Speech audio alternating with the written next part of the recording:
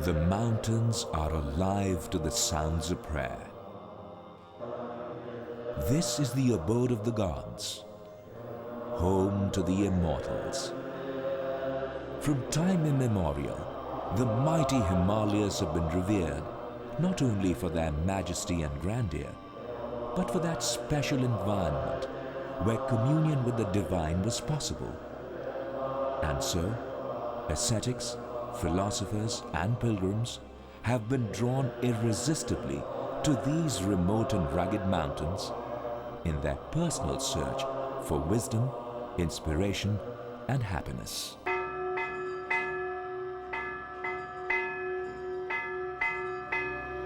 The great Indian sage Guru Padmasambhava was one of them. He found in this spectacular setting a perfect environment for practicing his religion. The Buddhist scholar came to Bhutan from the famous Nalanda University in India in the 8th century and blessed the land and its people with the invaluable spiritual and cultural legacy of Mahayana Buddhism that has since shaped every facet of Bhutanese life.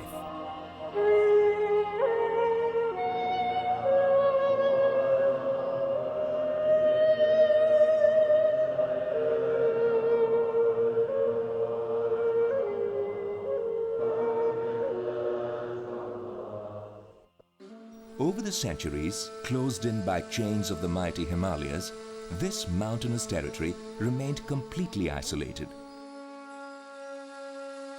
A unique and colourful heritage transfixed in the past. An exotic Shangri-La few had seen or heard about. But conditions were harsh for the vast majority of Bhutanese. They were almost totally dependent upon the land and the forests for their survival. In September 1958, the doors of the kingdom opened to Jawaharlal Nehru, Prime Minister of India. He made the hazardous trip with his daughter Indira Gandhi through valleys and high passes on horseback as there were no motorable roads. It was a historic visit, initiating an atmosphere of trust and building confidence between two neighbors. It was the first step towards a friendship and association that was to evolve into a model of partnership and cooperation. Both India's Prime Minister Jawaharlal Nehru and Bhutan's Druk Gyalpo Jigme Dorji Wangchuk were the architects of a new and unique relationship, quite unmatched in the subcontinent. With India's hand of friendship, Bhutan was goaded and guided into giving up its self-imposed isolation. It was the beginning of a relationship that gave Bhutan the confidence to open its doors to change and development. The special nature of our relationship also has to do with the fact that despite our geographical, our demographic, our economic asymmetries, we are able to have this trust and understanding in each other, confident that each country will not do anything that is harmful to the interests of the other. And as you know, a small country like Bhutan, located, as it were, between two such giant states, can have various sensitivities and anxieties. And the relationship that exists between the two, between India and Bhutan, is such that Bhutan does not have such fears at all. There's tremendous confidence. That first meeting set the agenda for India's deep involvement in Bhutan's development. India not only wholly financed the first couple of plans, but also organized the manpower for bringing alive a wide spectrum of programs. Soon, a new nation began to take shape. There were highways to carry men, women and farm produce, electricity for homes and industries, irrigation for agriculture, schools and hospitals, and the first signs of a modern market economy.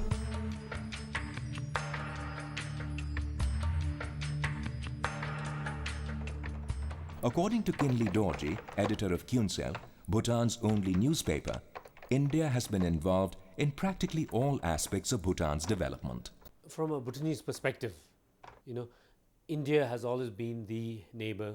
India has been representative of everything, like from the economy, as we all know, to politics, to social and religious contact. So in that sense, yes, Bhutan has been looking towards India for practically every aspect of development, growth, modernization. That's why it's such a broad, comprehensive relationship. Drawing sustenance from this mutually beneficial kinship, Bhutan's economy has grown at an annual rate of nearly 7%.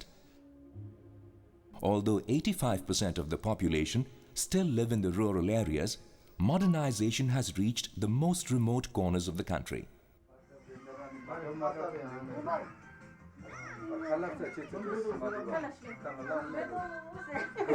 Life has changed for the better for the Gyalpo family in Bhumthang in central Bhutan. Kenzo, now in class 7, goes to school and learns English, while in the evenings he watches his favorite Bollywood heroes on TV.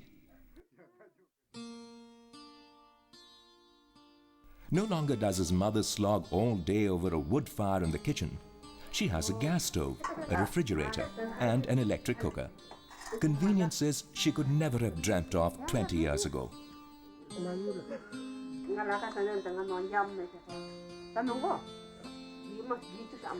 Moreover, most of the fruits from their orchard is exported to India, the newly constructed roads ensuring that there is little spoilage. Although poverty levels are still high in the rural areas, the promotion of cash crops and more diversified methods of farming and improved cattle breeding facilities have raised the per capita income. From barely $51 40 years ago, it has increased today to around $700, an impressive development achievement by any standards.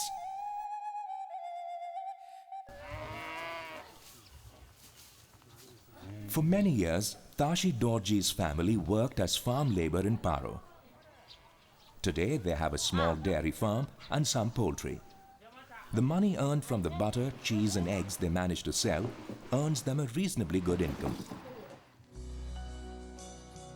Tashi's sister Sonam keeps bees and sends the honey for processing to the local cooperative, where it is bottled for export abroad. Bhutan's organic alpine honey has varied markets in India and the West. 40 years ago, Bhutan was a country morphed in time, much as it had been for the last 500 years.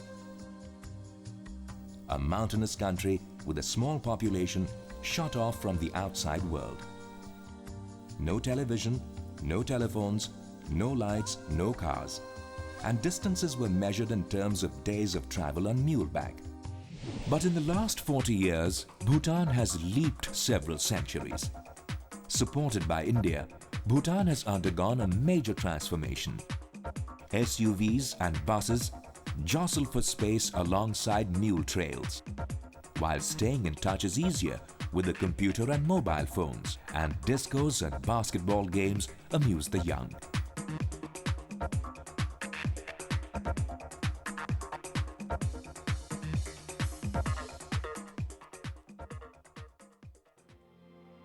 This is a country that straddles several economic periods at the same time, grappling to preserve its past by allowing for its inevitable growth in a modern future. Sencho Dorji is that modern face of Bhutan, a face that is emerging after years of isolation. Sencho is a hotelier and a trained one at that. She studied hotel management in India but chose to return to her home in Bhutan. Today, at the age of 26, she runs her own hotel in Thimphu, and successfully too. An achievement not many young women in the subcontinent can boast of. Most of our students these days and before go to India to study. Like myself, I've studied in India. I've done hotel management in Bombay, and now here I am running a hotel business. And my years in India has definitely helped me to deal with Indian clients, and has given me an added advantage in my business, I think, definitely. The government's efforts to join the contemporary world began with the training of its people. There was a growing need for professionally trained manpower, specialists skilled in running industry and infrastructure, engineers to drive the wheels of new enterprises, teachers for a growing school system, medical doctors to run hospitals and healthcare centers, as well as economists and administrators for planning and monitoring the economy of the new nation. For many years, it was a two-way process. Indian specialists were regularly sent on deputation to help build the nation, while Bhutanese students came to India to study. I have spent much of my earlier life in India. I finished my high school in India, having spent 9 years in a school in the hills of Darjeeling. And then thereafter, I did my degree at the university in Delhi. And this is not very different from the experience and the early life of most Bhutanese who are now leading the country, both in government as well as in the private sector. I think we all share a very close sense of a bond with India and with Indian people. Like for my generation, most of us have practically grown up in India. We went to school in India, we went to college, university in India, and generations of Bhutanese from now will continue doing that. Over the years, a number of scholarships were made available to Bhutanese students for study in various fields at Indian institutes of higher learning. Dechin Peldon used one such scholarship to study travel and tourism after completing her graduation at Chandigarh. She learnt a lot in India, made many friends, and even got herself featured in the local newspapers. Sonam Shering, a commerce graduate, is also making good use of his Indian education. Studying in India, I managed to gain a lot of perspective, and now that I am back, I have been able to bring back those experiences from India, and it has helped me now to understand what we are trying to achieve and where we are going in future. What are the coefficients? A, B and C. So A is to B is for that. Despite the scholarships which bring Bhutanese students to India for training, Bhutan still faces a shortage of teachers and technical professionals. A large number of Indian teachers have made Bhutan their home, many of them posted to teach in remote areas of the country. Shashidharan has come all the way from Thiruvananthapuram in South India. Plot made by Singulo, Caliban and Stefano. Manpower planning on a continuing basis has helped the nation keep abreast of the increasing sophistication of its social and political economy. Bhutanese, trained in various fields in India and elsewhere, have been steadily replacing Indian expatriates both in government and the private sector. Today, Bhutan has its own civil service, most of them trained in India, a small cadre of able and committed bureaucrats who are taking over the ever-expanding jobs of a growing economy. Alongside technical and administrative expertise came military training for the small yet efficient army that Bhutan maintains. A military mission was set up to train Bhutan's soldiers in combat strategy and weapon handling, enabling the military to control any security threat to its borders. Today, the intensive weapon and guerrilla training for the soldiers is conducted by Bhutanese officers, most of whom go through military education in India. For a country that 50 years ago moved on mules and horseback, building of the roadways was the biggest boon. A journey that took Jawaharlal Nehru 4 days can now be done in less than 4 hours. Automobiles came to Bhutan in 1962 when the first road was built by Indian military engineers and workers of the Border Roads Organization. It connected Bhutan's capital Thimphu with India through the border town of Phuentsholing. Now a network of almost 3,000 kilometers linking north to south and east to west have transported this mountainous country from the 15th to the 21st century. Communications is all-encompassing. it develops or brings up every facet of a nation, be it marketing of their goods, be it import of goods, be it communications for moving from place A to place B, for commerce, for education, for even cultural engagement. So roads are all encompassing. Shering and his family have come all the way from Tashigang in eastern Bhutan to visit the historic Paruzong. It is a dream his grandfather could never fulfill. But today, Bhutanese can move beyond their borders too. The international airport at Paro, built at a height of 7,000 feet, has enabled Bhutan, a mountainous country, to be in touch with the rest of the world. It also allows Bhutan to showcase its ageless beauty and unique cultural heritage to the outside world. In rural areas, a trip to a nearby village used to take days. Now it can be made in a couple of hours. It is also easier to get to school. Almost every village has one, so all children, both boys and girls, can avail of the better education facilities and bigger opportunities.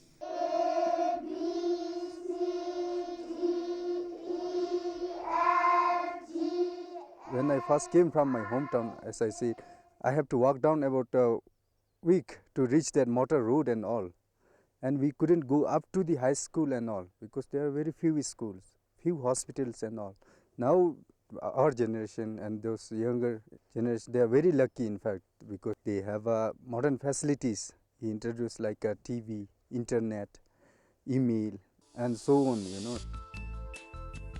Bhutan's most impressive development achievement is its social infrastructure, its investment in its people. 40 years ago, there was no modern medical facility in Bhutan and life expectancy was a mere 50 years. But today, there are healthcare units even in remote corners of the country. Although many continue to attend the traditional medicine hospitals in their local areas, the increasing population has made it necessary for the Bhutan government to enlarge the general medical facilities too. No longer do patients have to be rushed to India for specialized treatment. The Jigme Dorji Wangchuk Hospital, started in Thimphu with Indian assistance, provides expert medical care. An expansion program will soon provide additional beds, a modern lab, and other vital specialist facilities. The improved road connection is also changing lifestyles. Consumer goods and services can now move in large numbers not only between the two countries but also to neighboring Nepal and Bangladesh. Most shops and establishments in Bhutan today are filled with products from India, while India also provides a big market for many of Bhutan's major industries. Computers and cell phones have further joined Bhutan with the global information highway. Gempo is a tour guide and travels all over Bhutan showing tourists different parts of his fascinating country. Today he can keep in touch with his clients through the internet. With cyber cafes opening up even in small towns, the young Bhutanese are taking on the global challenge. Bhutan's broadcasting service helps the country connect with its people and with the outside world. Most people tune into the regular radio and TV broadcasts to get information about their country and the world at large. Deki Choden is a reporter with Bhutan Broadcasting Service. She is among the many trained in India to handle news reports and editing of news programs.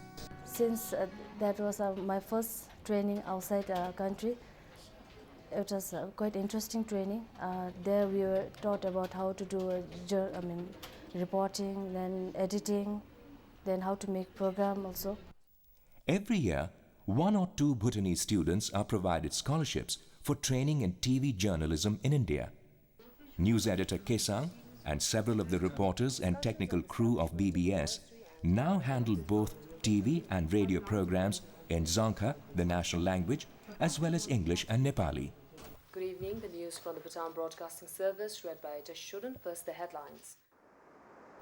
But possibly the most tangible face of the relationship has been the prudent harnessing of Bhutan's natural hydropower potential, which the government began to develop in the early 60s with India's assistance.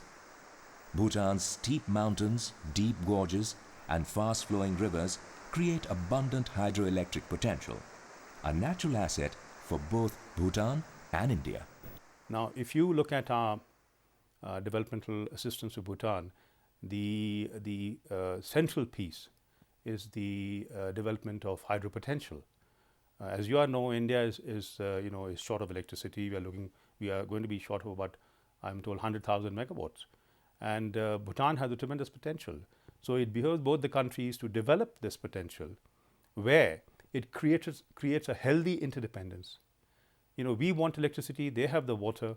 We put our heads together, put up a hydro project. We get the electricity, they get the revenue. So I think this is the model that we have followed in this particular area, which has helped us to develop very close and intimate ties, even in the developmental process. The first project, the Jaldhaka Hydropower project based in southwestern Bhutan, furnished electricity locally and exported the balance to West Bengal in India. Subsequently, several smaller hydroelectric projects came up in different areas of the country, lighting up homes and providing heating and fuel needs even to smaller towns and rural areas. However, a major transformation of Bhutan and its relationship with India came about with the setting up of two vital joint venture power projects. The 336 megawatt Chukha Hydel project, commissioned in 1988, supplied electric power to western and southern districts and helped boost the nation's fledgling industrial development. Because domestic consumption was low, just over 16 megawatts, of which more than 80% was consumed by industry, ample power could be exported to India. So the Chukha project provided a major source of income for the government, earning Bhutan $40 million in the year 2000.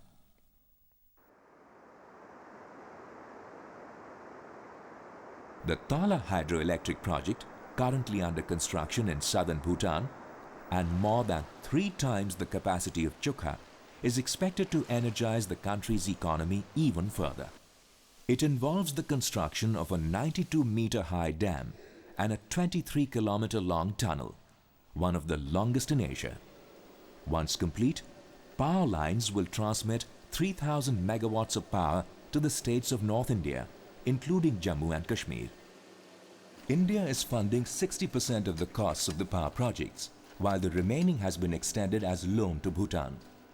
Under the terms of the agreement, India pays for the project and then buys electricity at very cheap friendship rates from Bhutan. India has also provided the technical expertise, with around 300 Indians working at the Tala Hydroelectric Project Authority. Given the power shortage in neighboring countries like India and Bhutan's potential to produce power cheaply and in an environmentally sustainable manner, power projects can catapult Bhutan and its citizens to a very prosperous future. Moreover, there are other projects in the pipeline, projects that will supply power to North India and irrigate and supply drinking water to West Bengal and Bihar. Estimates suggest that Bhutan's annual per capita income could increase from the current $700 to about $1,200 in a couple of years, providing the much-needed revenue for weaving in the warp and weft of social and economic development. When the establishment of the power development projects takes place, it generates a lot of business opportunities for people. For instance, like the size of the market increases when we start these big power corporations. We bring in we import a lot of laborers from India, and that provides opportunity for people in Bhutan to do business, because the number of buyers increase. And then also because of the cheap production of electricity, people are able to set up very different business activities. Hydropower is one of the few ways of using the environment on a large scale without doing serious damage to it. It's cheap, clean, and environment friendly. This is important to the Bhutanese. Bhutan's forest cover, natural and pristine, sustains the country's biological and water resources. Cut off from the world until the late 20th century, The government's policy of isolation has helped deliver Bhutan into the 21st century with an environment still remarkably intact.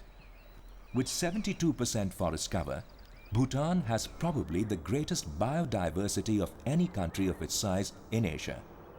This has earned it the fame of being one of the 10 hotspots of the world. In fact, in Bhutan, culture and nature have been so closely intertwined that environmental preservation is a way of life. So too is tradition. For a young nation recently emerged from a medieval past, Bhutan has been extremely cautious in joining the modern world.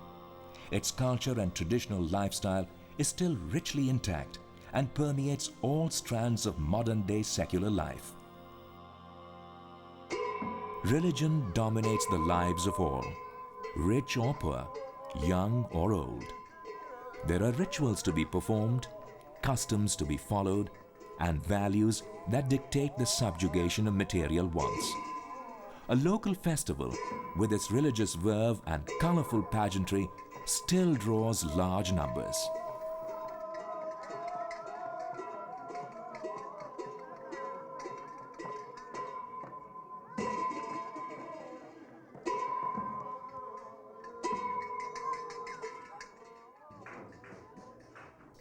Strong religious sentiments have also sustained the local crafts in the country. A special school trains young people in traditional arts and crafts and helps generate a greater appreciation for the work of artists. Zongs, gompas and lakhangs are considered national treasures and regularly restored and renovated for the benefit of future generations.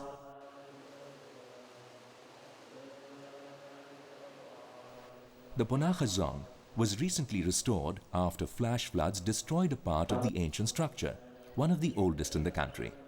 India willingly provided financial and technical assistance for its restoration, which proved to be a great learning experience for the archaeologists and restorers from India, an exposure to Bhutan's rich Tibetan-style architecture. But it is not only development that brings the two countries together. Cultural influences like food, music and Bollywood have touched the lives of many Bhutanese. Salman Khan and Shah Rukh Khan are great heroes in Bhutan, and 9 p.m. is Hindi serial time. Everybody loves their Hindi movies and we watch a lot of it. And Kasauti, that's big now, huge in Bhutan. Like everybody tunes in at 9 o'clock to watch Kasauti and Kusum. So these are definitely things that are influencing our lives. The Bhutan-India Friendship Association, set up in 1978 and headed by His Royal Highness the Crown Prince, encourages people of both countries to learn more about each other's culture, arts and religion. The association also aims to open up Bhutan to the world. A major move in this direction started as early as 1971, when Bhutan became a member of the United Nations, its candidature sponsored by India.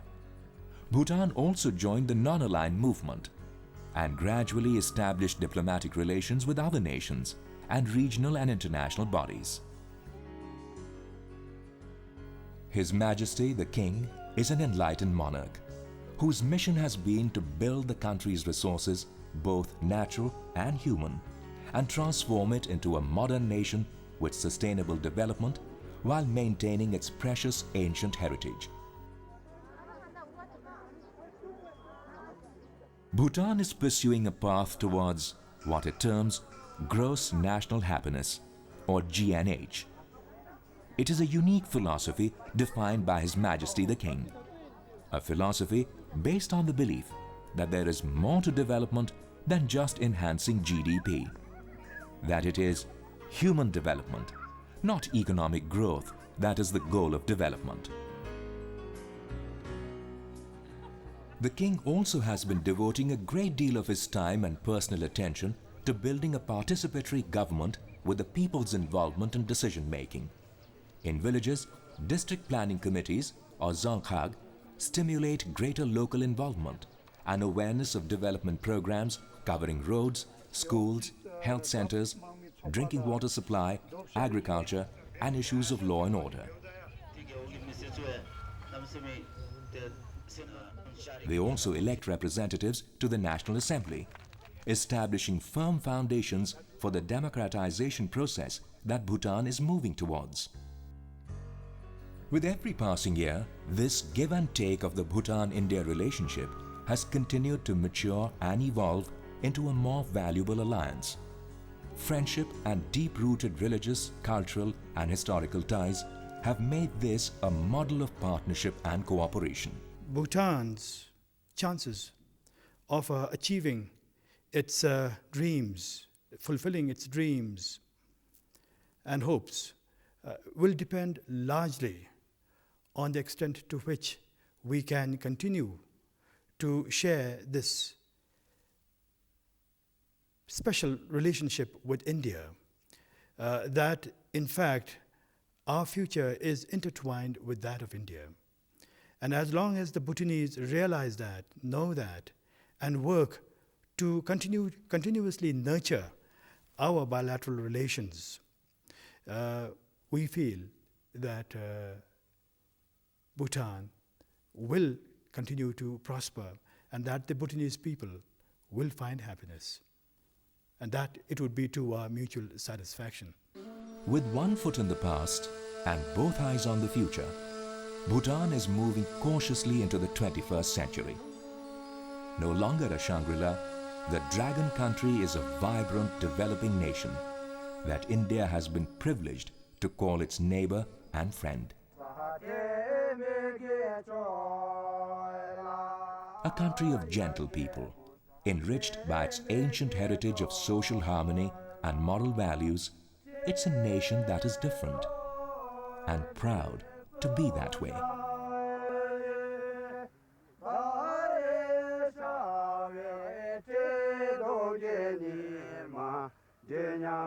Te